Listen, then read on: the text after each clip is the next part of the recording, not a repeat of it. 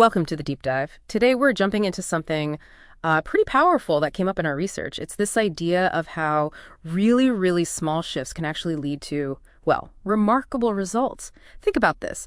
Getting just 1% better every single day. Our sources suggest by the end of the year, you're not just a bit better, you could be like 37 times better. It's almost like compound interest, but for, self-improvement. Exactly. And it's not just some nice theory, right? It's presented as a really practical guide, a way to unlock potential. Yeah. It definitely pushes for that long-term view over, say, instant gratification. The real power isn't immediate. It's in that growth curve over time. Right. So our mission here in this deep dive is to unhack the core ideas. How do these tiny little actions build up? How do they gather momentum and hit that tipping point for real lasting change in your life? Okay, so let's get into it. A lot of times we start with big goals, don't we? Like, I want a perfectly clean house, or I'm going to write a novel. But the sources we looked at suggest something different, sort of. Forget the goals for a minute. Focus on the systems instead. Yeah, the system is the key. So the clean room, that's the outcome, the goal. But the system is the maybe the habit of putting things away each night. And the argument is pretty clear. A well-designed system will always win. It's about the process. And what's really fascinating here is the shift to what's called identity-based habits. It's a deeper level. The idea is that real change, the kind that sticks, has to line up with how you see yourself, your self-image. So it's not just what you want to achieve. Right. It's more about who you want to become. So instead of just, I want to run a marathon, it's more like, I want to be the type of person who doesn't miss workouts. You see, it makes you look at your current habits, like a mirror, showing you the type of person you currently believe you are. And every action, every little choice is like a vote for the person you're becoming. That's a really powerful way to frame it, isn't it? Okay, so if we're building these systems and they're tied to identity, how do we actually do it? How do we make the habits happen? Well, our dive pulled out these 4 laws of behavior change, like a practical blueprint. First law, make it obvious. Basically, our brains run on cues, triggers. So you need to make the cues for your good habits super obvious and the cues for bad habits invisible.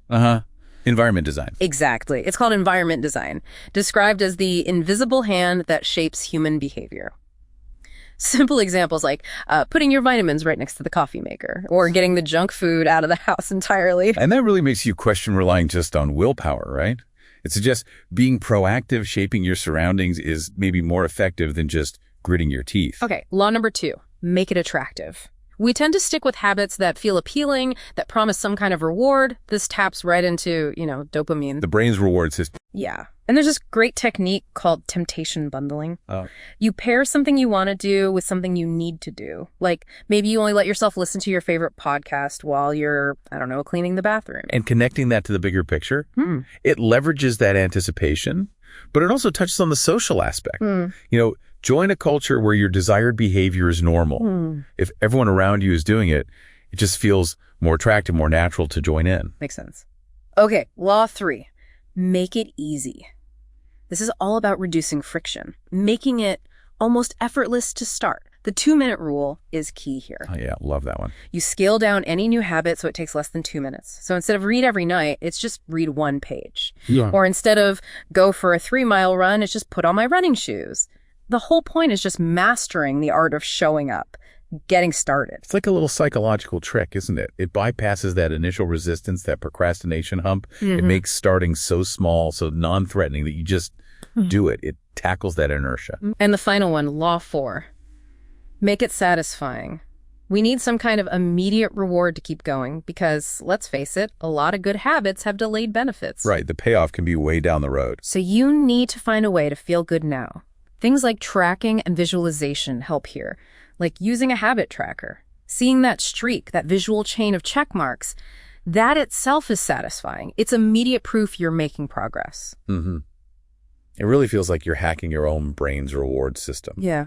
Especially for those habits where the real reward is like months or years away. That little visual win right now reinforces the behavior immediately, makes it stick. So putting it all together, how do we keep this going, especially when, progress seems to stall? Our research talked about this plateau of latent potential, that phase where you're putting in the work, but nothing seems to be happening yet. Yeah, that plateau is where a lot of people give up, unfortunately. But if we connect this back, it's about having a resilient system. The never miss twice rule is brilliant for this. Never miss twice. Yeah. Look, you're going to miss a day. Life happens. You're human. The rule is just don't miss 2 days in a row. Get back on track immediately the next day. It builds that resilience, that growth mindset. A slip-up isn't failure. It's just data. Time to adjust. So the core message seems to be, forget the massive, radical changes. Real, profound transformation comes from consistently applying these tiny, almost unseen improvements day after day. Focus on your system, your daily actions, and focus on that identity you want to build. And remember, it's consistency over perfection, always. The journey, the process, that's where the real value is, maybe just as much as the destination. Which I think raises a really interesting question for everyone listening. What's one small action you can take today? What tiny vote can you cast for the person you want to become? Something to think about. Your potential self awaits.